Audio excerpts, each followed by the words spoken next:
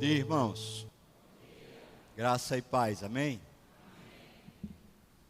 Queria parabenizar as mulheres. Eu sei que o dia foi dia 8, mas a gente está hoje podendo, talvez, estar um pouco mais junto. Dizer que você é muito especial diante de Deus. E lembrar você, mulher, que Deus tem um plano para você também. E tem promessas para você. Que Deus abençoe muito a sua vida. Hoje é o primeiro domingo após a eleição e quero dizer à igreja quanto eu estou grato a Deus pelo privilégio de poder servir essa igreja. Esse ano eu estou completando 14 anos de ministério aqui na Igreja Presbiteriana das Graças. E se Deus assim quiser, conforme a eleição, passar mais 5 anos, completar aí talvez 19 anos de pastoreio aqui da Igreja das Graças. Tem sido a maior parte do meu ministério. Eu só tenho 20 anos de ministério pastoral. Estou completando esse ano 20 anos. E pela graça de Deus, dos quais 14 são aqui nessa igreja. Essa igreja tem sido, para mim, uma escola e um desafio. Eu tenho aprendido aqui na Igreja Presbiteriana das Graças que pastoreio não é coisa para homem, é coisa para anjo. E eu não sou anjo, eu sou homem. E me sinto tão pequeno e fraco, tão debilitado, tão incapaz, com tantas demandas, com tanta gente para abraçar, para acolher, para amar. E eu simplesmente sou fraco o suficiente para deixar muita gente sem abraçar, muita gente sem ser pastoreada.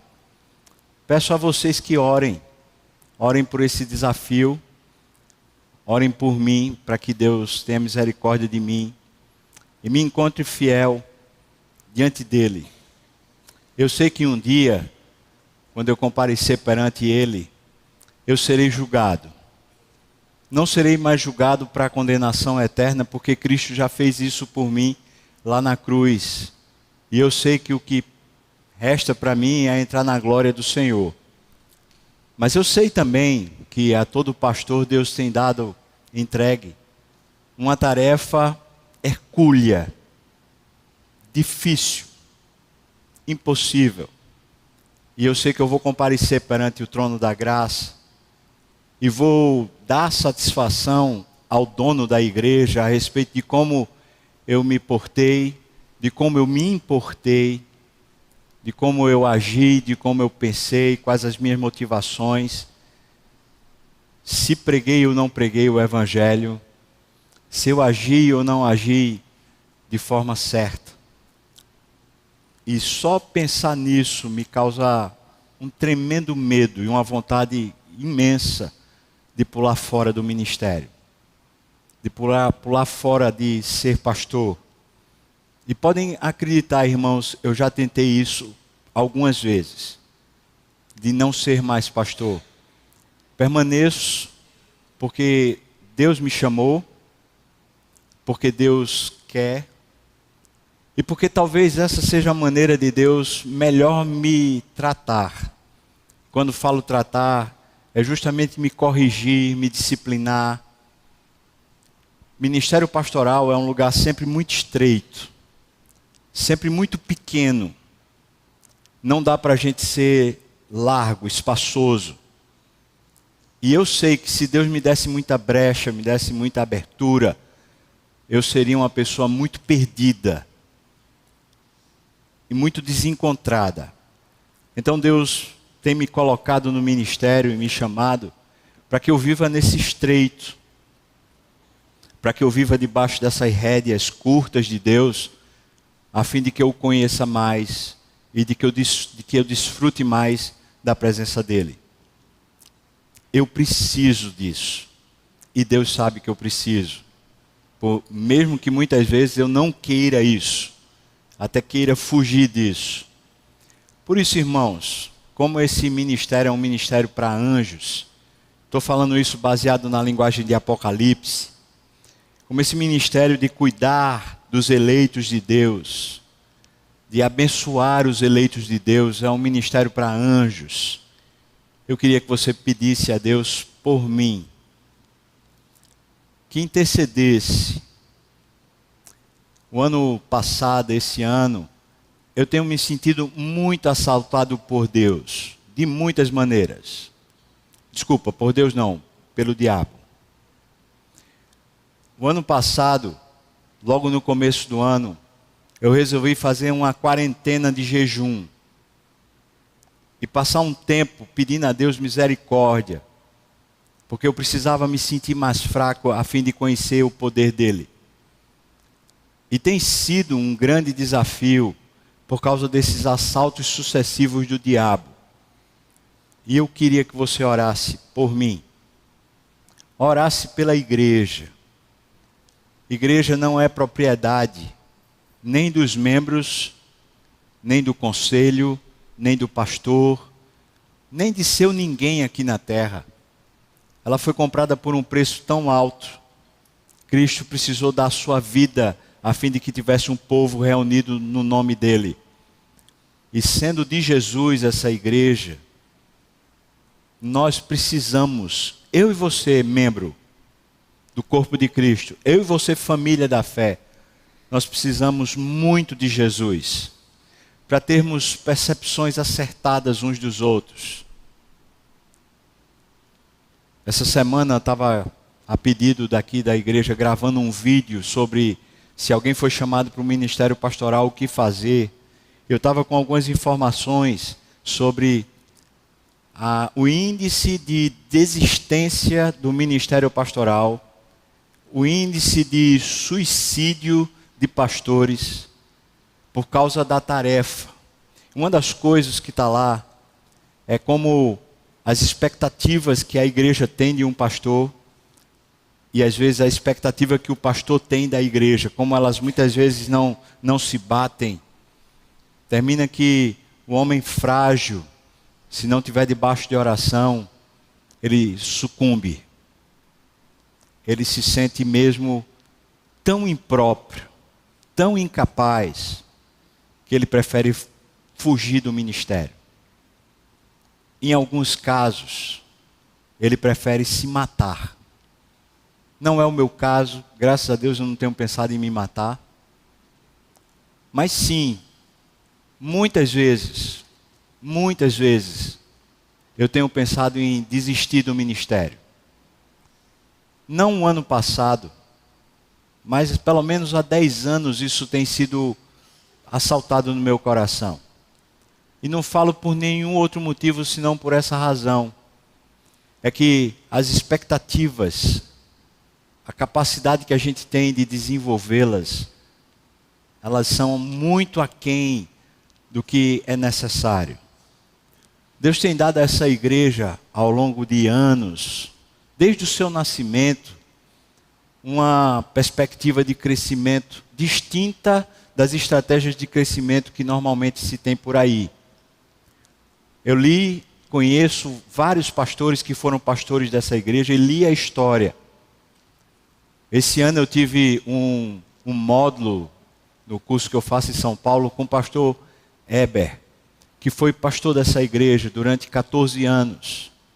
Sentei-me com ele para conversar, convidei para ele vir para cá e espero em Deus que a gente encontre uma agenda para ele vir pregar aqui. O pastor Eber estava me falando sobre os anos que ele passou aqui. Eu conheci o ministério do pastor Sérgio que me antecedeu aqui na igreja. Mas também ouvi e li do ministério dos outros pastores que vieram antes de mim. O fato é que, desde o seu começo, essa igreja cresce. Mas também desde o seu começo, essa igreja, toda vez que ela começa a crescer, existem assaltos fortíssimos do diabo. Não só o pastor. E se você conhecer a história da maioria deles, eles saíram justamente no momento que a igreja estava crescendo. Por causa de assaltos do diabo. Por causa dessa estratégia maligna. E é claro que a grande importância não é a igreja crescer em número. A grande importância é a igreja crescer na sua maturidade, no conhecimento de Jesus. E sendo isso muito importante, à medida que a gente vê esse desafio, vê irmãos famintos, vê pessoas necessitadas, e o nosso braço é curto, a nossa energia é pequena, a nossa incapacidade aflora. Nós nos sentimos tão medíocres, tão aquém, que dá vontade de pular fora. Às vezes dá vontade de ir para uma igreja bem pequenininha, onde a gente possa conhecer as pessoas pelo nome, olho no olho, abraçá-las. Pelo menos semanalmente, ver cada um e poder sentir cada um como é que está. Esse crescimento que Deus tem dado à igreja fez com que, ao longo desses últimos anos, a gente tivesse 4 cultos. Conquanto alguns assistam 2 cultos durante os domingos, nós temos basicamente quatro templos de irmãos visitantes, congregados, pessoas que estão aqui no nosso meio e nós não conhecemos. Temos tanta demanda durante a semana para abraçar, para acolher, que vou lhes confessar, irmãos, muitas vezes eu me sinto totalmente drenado das minhas forças. Às vezes basta um WhatsApp, basta um e-mail para eu querer me deitar e não acordar. Porque são tantas demandas. É tanta gente precisando de carinho, de abraço. E de fato precisando. Gente preciosa aos olhos de Deus, gente que foi comprada por um preço tão alto. Recebi alguns WhatsApps durante essa semana, parabenizando pela eleição. Algumas pessoas falando, Deus dá, citando o texto bíblico, Deus dá homens segundo o coração de Deus para pastorearem a igreja. Pastores segundo Deus. E enquanto eu lia, eu literalmente chorava, dizia assim, eu acho que a pessoa que mandou o WhatsApp está pensando que eu sou o que eu não sou. Porque eu não sou isso. Eu sou pequeno demais para tudo isso. Por isso, irmãos, eu estou lhes pedindo, orem. Mas não orem com pena de mim. Eu não sou um coitado. Talvez eu me visse muito mais como um vilão. Se talvez eu dependesse mais de Deus. Se eu fosse mais fiel a Deus. Se eu realmente temesse mais a Deus e o amasse mais. Acredito que muitas coisas já estariam resolvidas. Por isso, irmãos, eu digo para você, eu preciso muito, não da sua pena, mas da sua oração. Preciso que você interceda por mim, que Deus tenha misericórdia de mim, a equipe pastoral. Eu toda vez tenho vontade de chorar quando falo, porque Deus tem dado privilégio a mim de poder servir com homens santos. E não só esses, mas os outros que passaram e porque Deus quis foram para outros lugares servir a Deus. Meu Deus, como tem sido tão bom servir ao lado deles. Homens que são leais às Escrituras, irmãos. Eles me corrigem, eles me disciplinam com amor, porque são leais às Escrituras. Porque são homens bíblicos, homens santos. Podem ser até novos de idade, mas são maduros espiritualmente. Tem sido para mim um grande privilégio. O conselho dessa igreja é composto por homens eleitos por Deus, abençoadores. Eu tenho falado ao redor do mundo, onde Deus tem me dado a oportunidade de pregar. Eu tenho falado bem do conselho dessa igreja. Eles nem sabem disso, mas eu tenho amigos no conselho, presbíteros que têm capacidade de vir a mim, conversar comigo e falar sério, olhando nos meus olhos, me corrigindo, me ensinando, me abençoando. Eu preciso. A gente tem um desafio, se Deus assim permite, se Deus concede, se Deus quer, para mais 5 anos. Ontem, na reunião do conselho, nós estávamos conversando sobre fazermos, como conselho, pelo menos 2 retiros durante esse ano para orarmos e pensarmos diante de Deus. O que é que o Senhor quer, Deus? Quais são os teus caminhos para a Igreja Presbiteriana das Graças? A equipe pastoral, a gente já combinou de ter pelo menos 4 retiros durante esse ano, para nos entregarmos a Deus. Deus, o que é que o Senhor quer? E você pode fazer parte desses retiros à medida que você orar, interceder e clamar. Pedir a Deus sua graça para que Deus de fato oriente a nossa mente, o nosso coração no rumo que Ele quer para essa igreja. Eu falo isso diante de Deus e que Ele seja o juiz. Eu não quero passar um dia mais nessa igreja do que o dia que Deus tem para mim. E se Deus tem confirmado mais 5 anos, eu espero em Deus ser útil, ser fiel e temente o suficiente ao Senhor para durante esses 5 anos servi-lo. Mas servir a Ele, aos propósitos dEle, ao sonho do coração de Deus, aos pensamentos e aos caminhos que Ele tem, que de alguma maneira vai abençoar todos nós. E podemos e queremos ouvir a todos as críticas, os elogios, as imperfeições, os acertos. Precisamos ouvir vocês. Queremos ouvir, estamos de coração aberto. Nós, pastores todos, o conselho todo da igreja está disponível para isso. Mas saiba, irmão, nenhum de nós que fomos eleitos, nenhum de nós, estamos aqui para responder diante de você. Nós estamos aqui para responder diante de Deus. A vontade que tem que ser feita dentro da igreja não é a vontade do povo, nem é a vontade do pastor, nem é a vontade do conselho. A única vontade que pode ser obedecida dentro de uma igreja é a vontade de Deus. Nós não estamos dentro da igreja num regime democrático. Nós estamos na igreja num regime teocrático. Deus manda e nós obedecemos. Por isso, queria desafiar você logo nessa abertura dessa palavra pastoral, a que você ore, interceda e fale com a gente. Queremos ouvir você.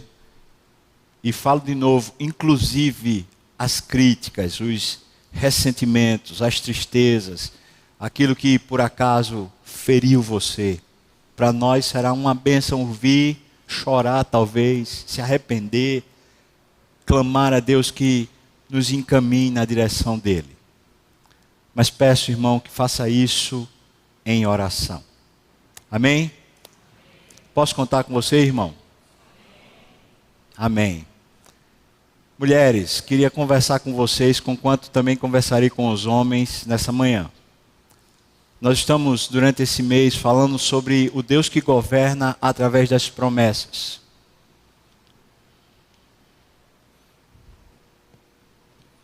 E promessa de Deus tem um cunho geral, tem uma dimensão geral que alcança a terra toda, sendo crente e sendo descrente.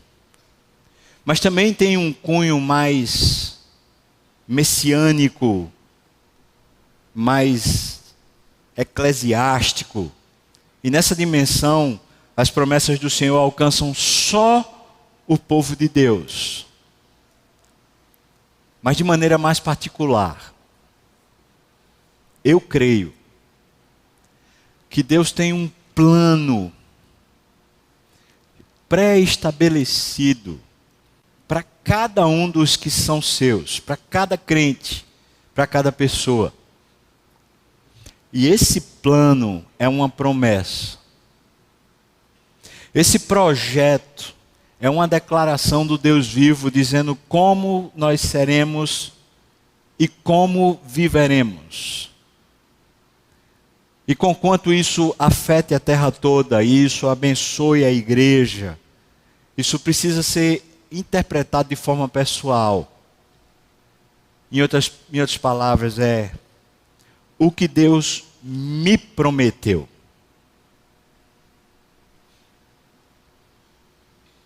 O que é que Deus alguma vez falou comigo?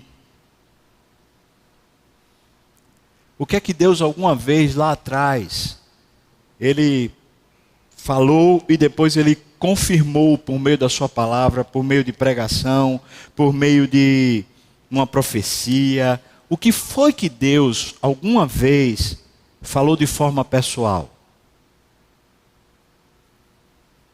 Nós somos presbiterianos e temos toda a atmosfera do presbiterianismo.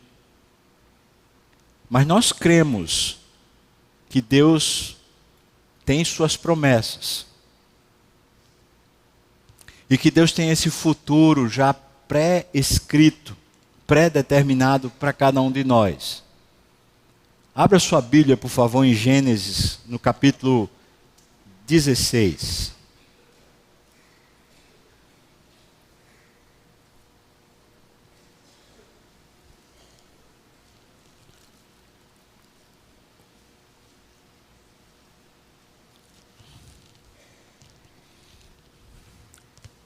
Gênesis, capítulo 16.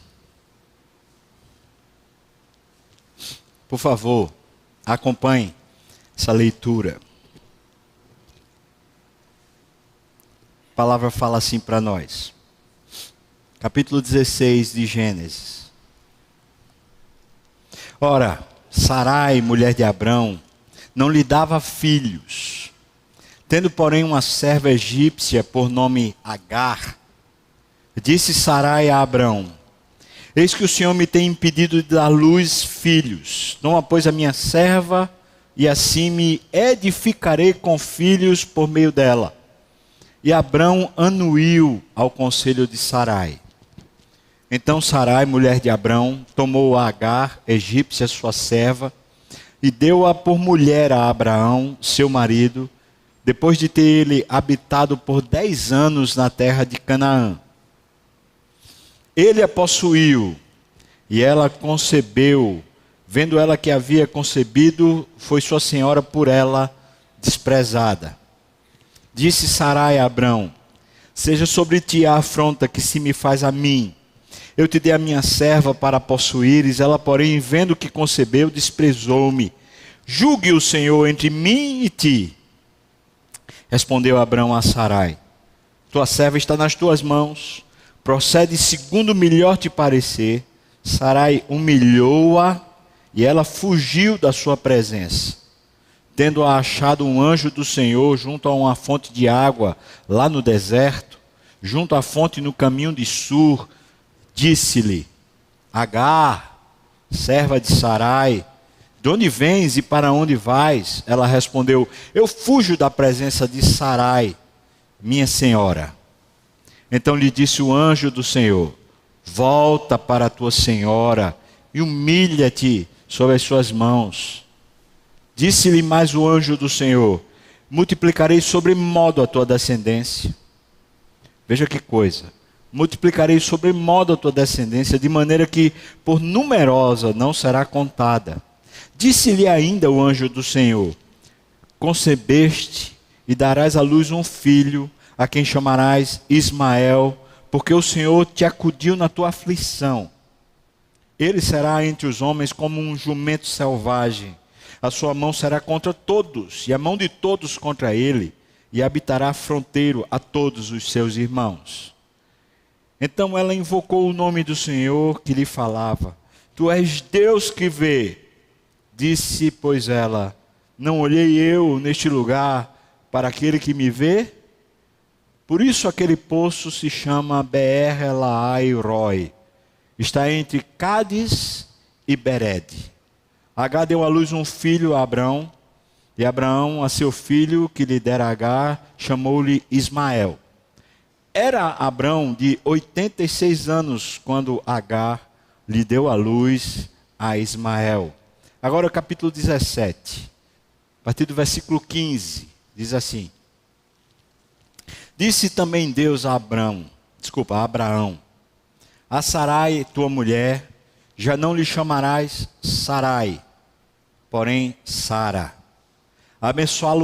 Abençoá-la-ei, e dela te darei um filho. Sim, eu a abençoarei, e ela se tornará nações, rei de povos procederão dela.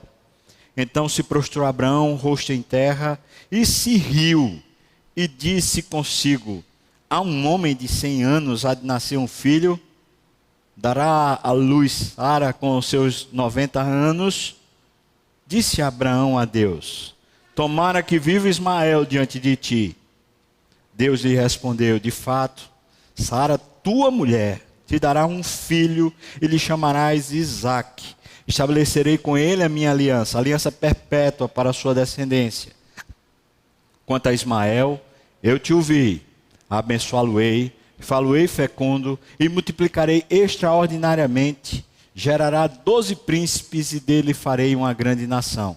A minha aliança, porém, estabelecerei com Isaque, o qual Sara te dará à luz nesse mesmo tempo, daqui a 1 ano.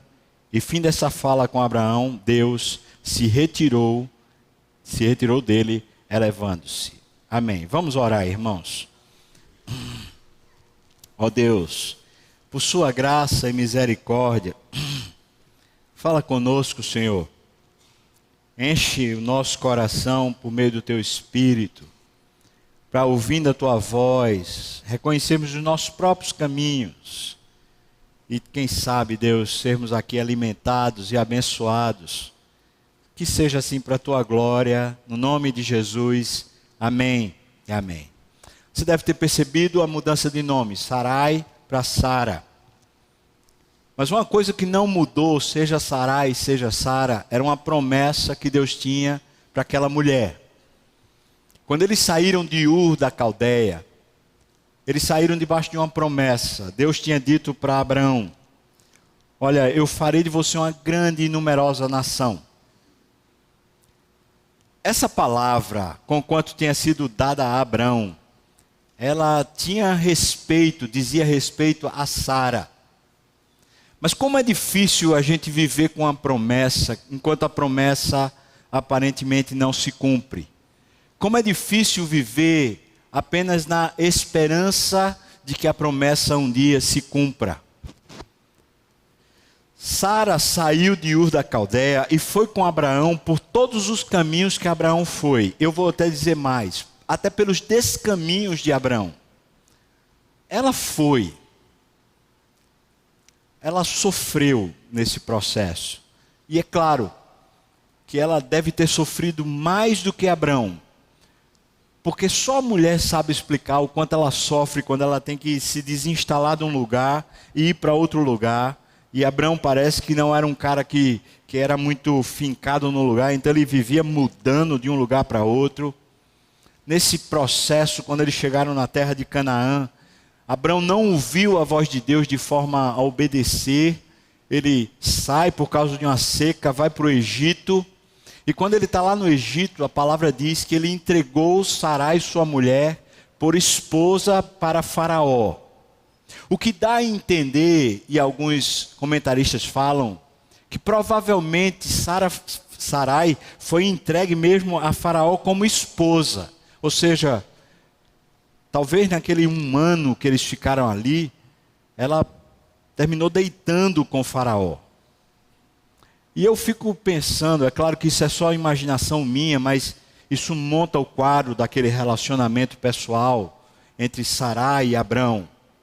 Quantas feridas devem ter ficado no coração de Sarai, quando viu seu marido fraco, quando ela estava disposta a caminhar com ele, quando ela estava disposta a seguir uma promessa, a direção de Deus, mas ao lado dela ela tinha um homem imaturo, conquanto tivesse idade, mas era um homem que não tinha firmeza na vontade de Deus, nem na proteção de Deus, nem no caráter de Deus.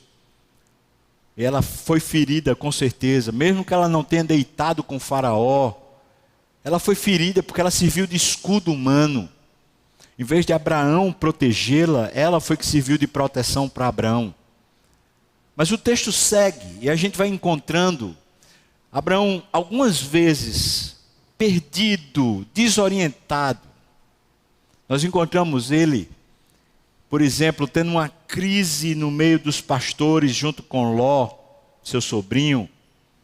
Uma questão familiar e nós não vemos menção nenhuma a Sarai. É como se as coisas da casa, os problemas da vida não fossem compartilhados. Aparentemente há uma distância entre os dois. Mas aí você segue a história.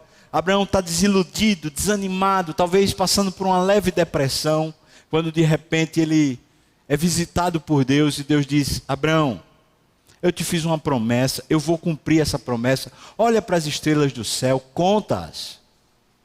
Nesse processo, você vê um homem fragilizado, um homem desanimado, um homem perdendo mesmo o vício da vida, mas a gente não vê narrativa nenhuma a respeito de Sarai nesse processo. Mais uma vez, há evidências de que o relacionamento entre eles não parecia ser aquele relacionamento sadio, de cumplicidade, de propósito junto, de um fortalecer ao outro. Parecia que cada um andava obedecendo ao chamado de Deus, mas andava sem ter confiança um no outro. Quando a gente chega nesse capítulo 16, o texto nos apresenta na sua narrativa, logo no primeiro versículo, uma pressão, uma tensão emocional sobre Sarai. Ora, Sarai não podia, não conseguia dar filho a Abraão.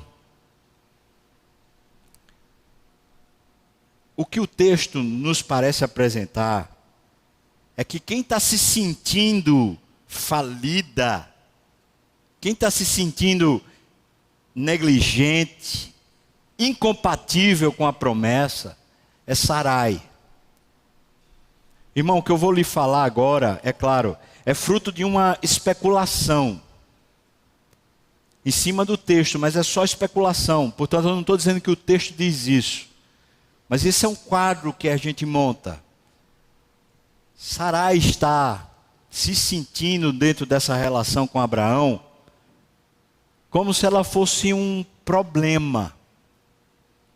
É como se Abraão, se não tivesse casado com ela, ele já tivesse há muito tempo com filhos, já fosse o pai de numerosas nações, já fosse uma bênção que abençoava toda a terra, mas ele está casado com uma mulher que impede tudo isso. Ela está se sentindo como se fosse um impedimento, um problema, um entojo, um negócio que desmorona Abraão. Sabe por quê? Porque Sarai não tinha aprendido a olhar para as promessas da família, olhar para as promessas que tinham sido feitas como sendo feitas para ela. Conquanto Abraão é o pai da fé, Sarai também precisava da sua fé pessoal. Porque se ela não tem fé pessoal, ela sucumbe. E o que a gente vê no capítulo 16 é Sarai sucumbindo por falta de uma fé pessoal. Por falta de uma apropriação pessoal sobre a promessa de Deus. É como se ela estivesse pensando assim: essa promessa que Deus fez, Deus vai cumprir, mas é com Abraão, não tem a ver comigo. É quando às vezes a gente fala assim: eu sei que Deus prometeu que não vai falhar, mas isso aí é com o pastor. Não, isso aí é com a igreja. Isso não é comigo. É quando o que a gente ouve da Bíblia não é para a gente. É para, talvez, a pessoa que precisa ser corrigida, que está ao nosso lado. Ou talvez para a pessoa que está desanimada. A gente pensa assim: é para ela que precisa ser pregado isso, não para mim. O impressionante é que Sara reage a isso fazendo os seus próprios caminhos. E eu estou falando dela, mas isso parece ser bem próprio de qualquer pessoa que não está vivendo na promessa.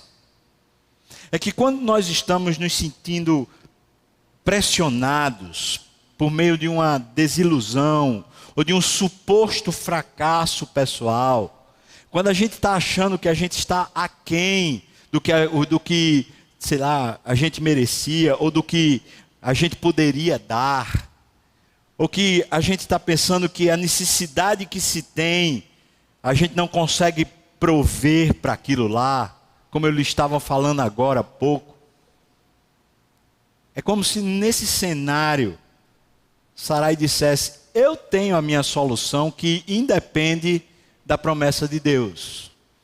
Eu tenho como resolver esse problema. E ela chama Abraão e fala assim: eu vou lhe entregar a minha serva, para que a minha serva tenha um filho com você que será o nosso filho. O que Sarai está fazendo parece ser uma maneira muito sábia. Sabe por quê, irmãos? Porque naquela cultura e naquela época, era exatamente isso que se fazia. Se entregava a serva. E a serva tinha filhos em nome da sua senhora. Era como se fosse uma barriga de aluguel. Sarai está tomando os seus caminhos, as suas soluções. E ela está usando como caminho e solução, primeiro, as suas necessidades pessoais que não estão sendo supridas.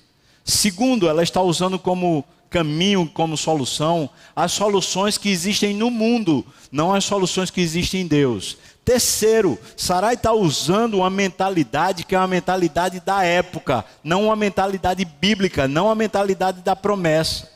Quarto, Sarai está abrindo mão do seu relacionamento interpessoal, que já era complicado com o seu marido, e está colocando uma pessoa no meio, para causar ainda maior destruição no meio do relacionamento. Quinto, Sarai não tem a mínima ideia do que ela está dimensionando para o futuro. Ela está provocando um problema dentro de casa, ainda maior do que os que ela já tinha, mas ela não consegue dimensionar isso. Tudo isso porque ela não consegue crer de forma pessoal. E eu estou falando falei no começo, que ela obedeceu, ela saiu, ela seguiu, ela foi ferida por Abraão, ela foi ferida pela negligência dos outros. Eu não estou diminuindo Sarai. Mas o que eu estou falando com você, agora seja homem, seja mulher, é que quando as promessas do Senhor não são por nós assimiladas de forma pessoal, quando a gente não consegue mais ouvir a voz de Deus de forma pessoal, quando o que Deus tem como futuro para nós não pode ser visto por nós pessoalmente, essa é a maneira mais natural da gente reagir. A gente reage fazendo a gente mesmo o nosso projeto, as nossas soluções. E essas soluções são descaminhos, são problemas. Bastou H se sentir grávida, talvez ali a barriguinha começou a nascer, ou simplesmente ela não tinha mais o fluxo menstrual. Ela começou a se indispor com Sarai. É tipo assim: agora Abraão tem 2 esposas, Sarai. Tu te vira, que eu vou tomar teu lugar. E Sarai que é experiente, sofrida, mulher que caminhou com o marido durante vales terríveis. Essa mulher que é madura, mas que precisava de mais fé. Ela chega para o marido e fala assim: olha, esse problema é nosso. Eu gosto disso. É porque finalmente a gente vê nas escrituras aqui, no relacionamento entre eles, uma história que é nossa, não uma história que é de um e de cada um. Eu sei que alguém poderia dizer assim: mas ela faz o problema e agora ela joga no colo do marido. Mas eu gosto da maneira como ela concebe a ideia. Ela fala: isso é um problema. Ela talvez não assuma, fui eu que fiz o problema, mas pouco importa, porque é um problema. Quem fez, pouco importa, mas é um problema. Então ela chega e fala assim: olha, esse negócio tem que ser resolvido. E quem pode resolver é você. Mas eu não gosto da atitude de Abraão. Abraão fala, é problema seu, resolva. O que você fizer está feito. Vá lá e resolva. Não era problema só de Sara, era problema de Abraão. E quando Abraão deixa Sara resolver, ela joga Agar para o deserto a fim de que ela morra. Mas um anjo do Senhor visita e você vê a história. Eu não vou falar muito da história de Agar aqui nesse momento, até porque a gente não tem tempo. Eu quero me deter mais na história de Sarai. Mas o que ela faz é uma temeridade. Mas por falta de postura do marido. Porque se o marido chega e assume e diz, de fato, agora a gente precisa resolver. A gente precisa botar os pingos nos is. Vamos dizer para Agar, vamos lá, reunir aqui com a Agar, é o seguinte. A gente errou, eu e Sara erramos. Você ficou de barriga de aluguel, de graça. Vamos fazer o seguinte. Você vai ter o filho. A gente vai ajudar você, mas não será nosso. Ou sei lá qual a solução que eles dariam juntos. Mas debaixo de uma raiva, debaixo de uma crise, ela toma uma atitude meio intempestiva e manda morrer no deserto.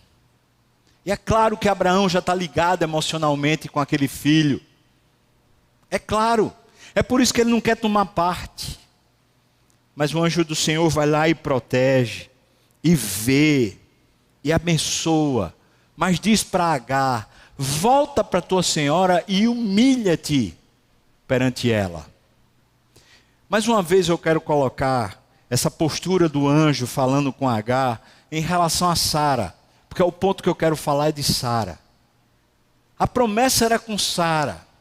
Quem seria senhora era Sara. Quem seria abençoada pela promessa era Sara. É por isso que Deus está dizendo para o anjo, ou melhor, está dizendo por meio do anjo, para aquela mulher chamada Agar, volta e humilha-te diante da tua senhora, porque a senhora era Sara. Não seria Agar e não seria nenhuma outra senhora.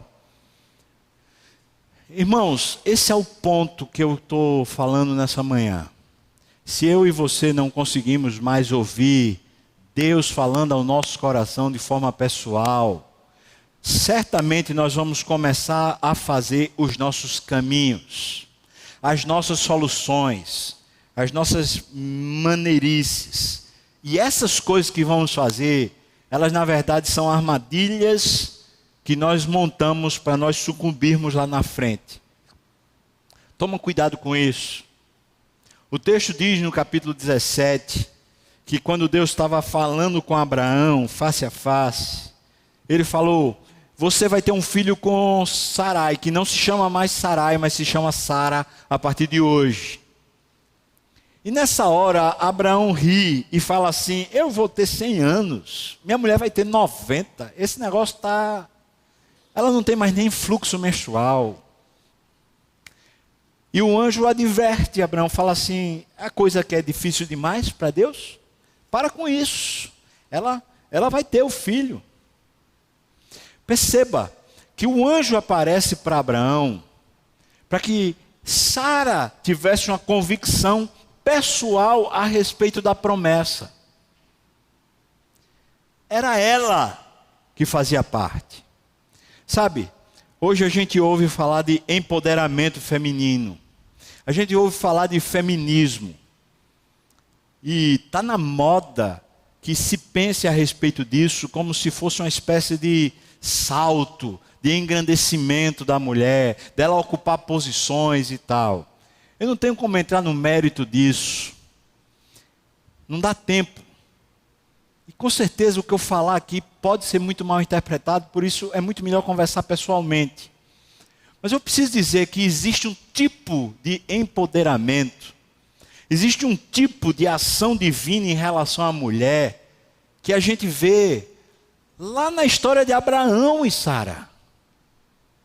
Milhares de anos atrás. Numa época onde a mulher não era absolutamente nada socialmente falando. E esse, vou chamar de empoderamento só para usar a palavra da moda. Esse empoderamento diz respeito a como a mulher se vê diante de Deus. não diante da sociedade, não diante dos homens, não diante do mercado, não diante da família, mas como ela se vê diante de Deus. Quando a mulher sabe o projeto de Deus para si, e ela não está simplesmente seguindo e obedecendo padrões sociais, ou seguindo e obedecendo os desejos do coração, mas ela está debaixo de uma orientação divina. É isso que abençoa qualquer coração, é isso que abençoa qualquer mulher. Esse tipo de poder que desce do alto, enchendo o coração e a alma, é o tipo de poder que salva, que faz a mulher se sentir uma bênção, se sentir bem, se sentir valorizada, se sentir amada. É essa percepção do valor que ela tem diante de Deus. De que as promessas, com quantas vezes na família as promessas sejam discernidas pelo homem, ou talvez sejam de alguma maneira melhor visualizadas, ouvidas e entendidas pelo homem, não é do homem, nem é só da família, é pessoal, é para o homem, é para a mulher. E se essa mulher não tem homem, não tem marido, não tem ninguém, ela talvez seja como um Agar, que Deus a visita na sua dor, no seu deserto, no seu desespero, e quando Deus a visita diz: eu também tenho um projeto com você, mulher. Mesmo que você não tenha família, mesmo que você só seja uma serva, uma escrava, mesmo que você seja objeto que é usado e mal usado por pessoas, e mesmo que essas pessoas só humilhem você, Deus tem um tipo de empoderamento que diz para você: é com você o meu plano, é com você o meu projeto. Mas isso pode e deve, precisa ser aplicado para todos, indistintamente, sejam pessoas idosas, sejam crianças, adolescentes, jovens, casais, homem, mulher. Porque o ponto é esse, é que a promessa precisa ser distinguida, percebida, entendida e crida pessoalmente. Pessoalmente.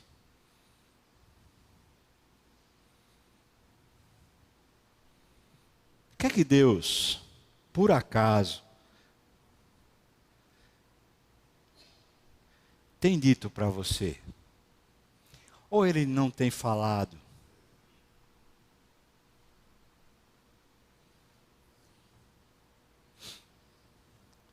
Quando eu era criança, ali, 15, não sei que, adolescente, 15, 16 anos, Deus falou para mim: eu quero que você seja pastor. Quando eu cheguei para o meu pastor e disse para ele: olha, eu acho que Deus está me chamando para ser pastor. Era o pastor Mário Manuel Alves. Tinha vindo da África do Sul como pastor missionário, muito amigo do pastor Heber. E o pastor Mário me recebeu lá no gabinete dele. Eu falei para ele: "Ô pastor, é que eu acho que eu vou ser pastor. Acho que Deus está me chamando." Eu lembro como se fosse hoje. Ele, aquele homem branco, alto, cabelo já bem branquinho. Ele tirou o óculos e falou: "Ai, meu Deus do céu." Pense numa peça boa.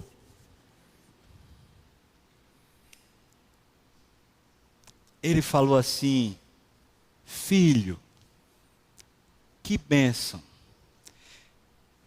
Eu depois entendi o que é que ele estava falando. Ai, meu Deus do céu. Na hora eu pensei assim: ele olha para mim e vê uma peste, e eu sou. Mas hoje eu faço a mesma coisa quando alguém diz para mim assim: eu quero ser pastor.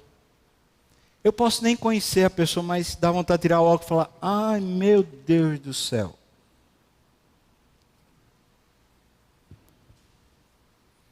Aquilo era a vontade de Deus. O pastor Mário disse: faça um curso na universidade, depois você vai para o seminário.